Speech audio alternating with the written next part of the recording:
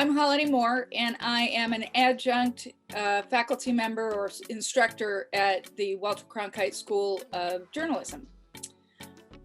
This semester is a little different than the spring semester because that was the very first semester that I taught. I taught during the COVID shutdown. So my challenges hit more then than they did this time around.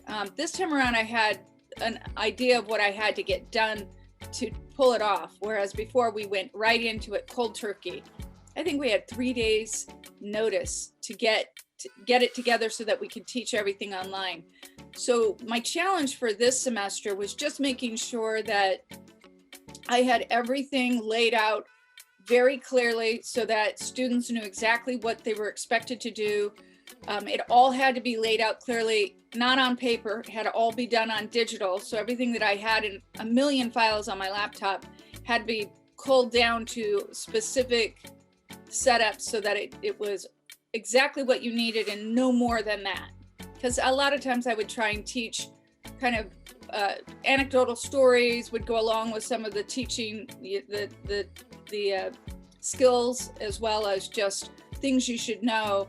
I winnowed those down quite a bit because we had to be so precise about teaching class from day in and day out while we're online. From the get-go, I took a pulse to see how many felt comfortable coming into the classroom. And at that point, that was in late August, a lot of the students were watching the numbers. Arizona actually had a really big bloom around midsummer and was starting to taper down. So we had 9 students to begin, and then it dwindled down to 6. And the 3 that left were 3 that were in class. So when they left, the rest of the other students were online to begin with and stayed online. There's nothing like the interaction human to human. But I think the people who stayed online the entire time really were fearful that they just didn't want to contract it. Maybe they have their own medical issues, or it may be that they have parents that are 50 and above, 50 years old and above, or grandparents, and they just didn't see the reason to take a risk. I think it's a personal thing, and it goes hand in hand with a lot of life's challenges. You just can't judge, especially when it comes to people's their health and their lives being at risk.